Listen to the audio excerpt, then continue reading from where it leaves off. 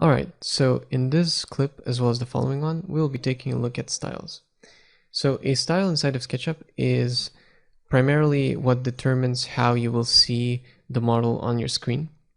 It determines the visual appearance of the model. But beyond that, it also has profound effects on both software performance and on how the model will be seen by layout once it's exported into that program. So for that reason, we will be taking an in-depth look at this tab because it's really core to a good discipline of working with architectural models inside of SketchUp, and it's also going to help us greatly with properly drafting inside of layout. Alright, so I'm going to go into the styles that are already in the model. So I'm just going to switch to this tab here. And in this file, I've already prepared 6 SketchUp styles for you that I'm using in my architectural projects usually. And also the 7th style here, which is the simple style, which is the currently selected style that we see the model in. And the simple style is the default style that SketchUp will display any newly created model in most of the templates. So we're going to take this opportunity to go through the settings that make up the simple style and actually transform it into what will be our working style for the rest of the course. So the first thing I'm going to do is I'm going to highlight this text and I'm going to rename this to working style. And once I click somewhere else, you'll see that these 2 gray arrows appear. So this means that SketchUp has detected that you've made a change to the style, but the change hasn't been saved yet. So in order to save it, we need to click on the Update Style with Changes button, which is the 2 black arrows here. And once we've done that, the gray arrows disappeared. This means that the changes to the style have been saved. So in the Edit tab, we're first going to look at Edge Settings.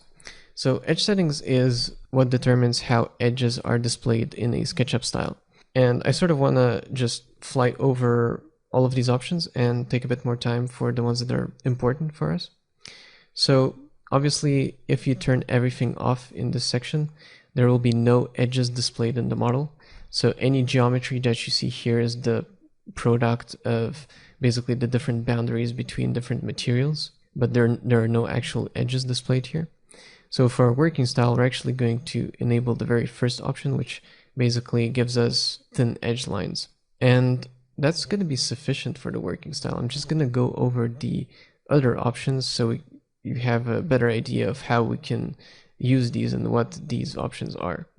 So back edges displays everything that's behind the faces that you currently see in dotted lines. This is useful for some technical views, but for the working style, we're going to have this off. Profiles basically increases the thickness of the lines that are on the profile of geometry. Now this is a bit misleading because I'm just going to buff the thickness setting here to 20, just so you can see the profiles, more clearly. So this is a bit misleading because it does 2 things. So first of all, it makes the lines that are on the edge of your geometry bolder, so like the lines here. But it also makes the lines that are on the edge of a component bolder. So for example, this is why I have this thick line right in the middle of this structure, is because the roof is a different component from the main body of the building. So for this reason, because we're going to be working a lot with components, I actually don't use profiles at all. And we're going to achieve the effect of bolder lines with other settings. So we're going to disable this. Depth Q is an interesting one. So depth Q is the closest thing that SketchUp has to imitating line weights in more traditional drafting programs like AutoCAD or just simply traditional hand-drafted architectural plans. So as you can see here, the line that's closer to the camera is bolder than the line that's further away. Some people like to use this in their perspectives that they use for presentation in their preliminary plans. I personally don't use it because I find that it sort of clumps areas like this where there's a lot of lines that you don't necessarily want to be bolder, but it sort of clumps them by default, so I don't like using depth Q that much. So the last 2 options are sort of similar. They both have to do with how lines end. So if I take a closer look here, if I turn these 2 on, the first one determines the length beyond which lines extend when they reach a corner, or the end of their trajectory. And the second one determines the thickness of that extension. So I don't like these that much because you can't really customize them, and also because the size of the extension is relative to the screen and not to the actual geometry. So you can see that when I zoom out here, the dimensions stay the same, and it can create these really awkward clumps of lines. So we're not going to be using them. The last one, jitter, is more for custom made styles that have a custom jitter effect programmed into them. And we're not going to be really using this for the working style editor.